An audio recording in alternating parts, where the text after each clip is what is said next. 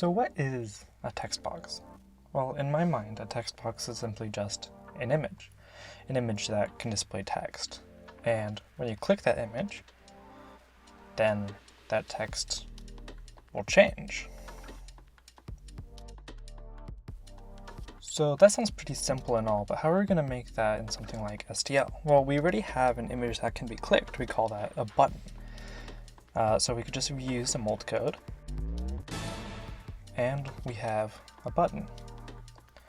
Now, let's just resize and move this button around to make it look actually like a text box.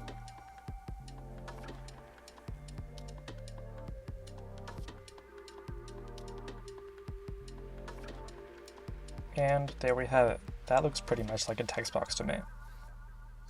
So now that we are making a text box, we need to make a new struct. We're going to call that struct text box. It's going to have a button, the file that our font file is, the font color, the size of the font, the text that's going to be displayed. We also need a text surface, or STL surface, and STL texture. In private, we're going to have the display text. This is going to be used to animate the text, and we're going to have the TTF font. So we're going to need to include STL TTF. We're going to make a function that resets the text box. That just sets everything. So we're going to open the font. We're going to set display text as the first character of the text we want to display. We're going to create the surface, and we're going to create the texture. We're also going to update the text box. This is going to be used for animating. So we're going to check if the display text equals the text. If it does, then we don't do anything. If it doesn't, then we're going to add on to the display text. So we're just going to make the display text one more character that is in the text. And then we're going to set everything again.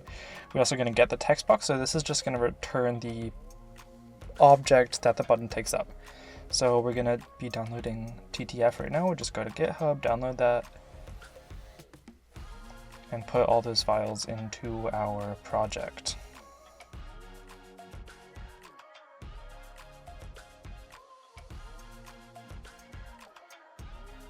We're also going to need to update our include path to type in -l STL TTF, and we have TTF included now. We're just going to include it in all files.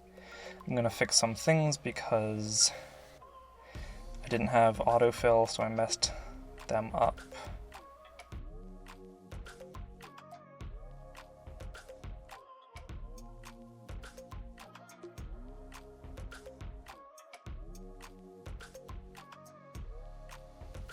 Alright, now we have that done.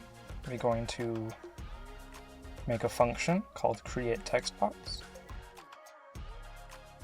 This is going to take in a button, the file for our text file, the color, the size, and the text that we want it to display. We just create a text box, set everything equal to what we put in, and return the text box. We're also going to render that text box, which is simply just going to render, make a dest render the button, and render the text.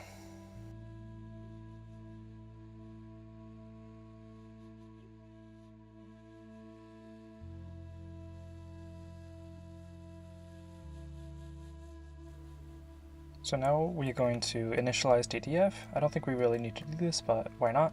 We're also going to make our text box object. So we're going to call it test text box for now. You can call it whatever. I'm going to create text box. We're going to just copy that create button up there to put it in the text box. We also need to put in the file that our text file is going to be. I'll update that later. You can just download any text file or font file from, I don't know, some website. We need to put in the color of our text, the size of our text, and what we want our text to say.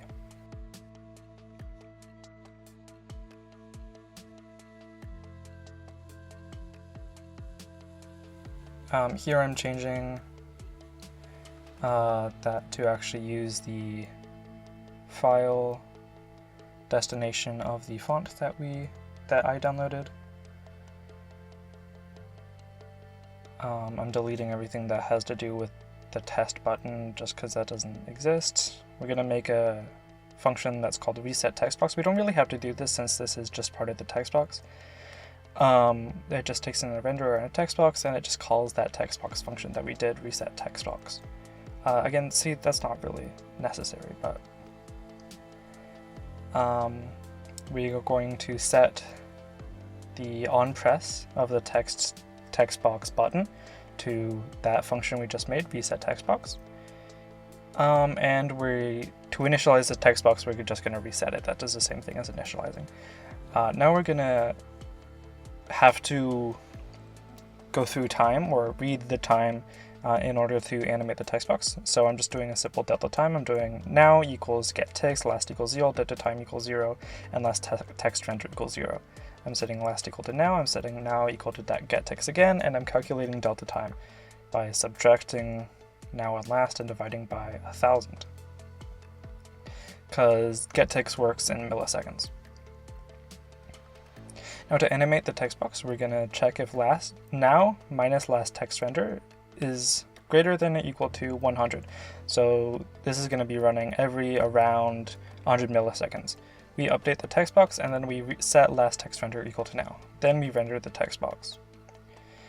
We change that onPointCollide function to use the text box object, and we set call function to the text box onPress and put in what we need to put in, so the render in the text box.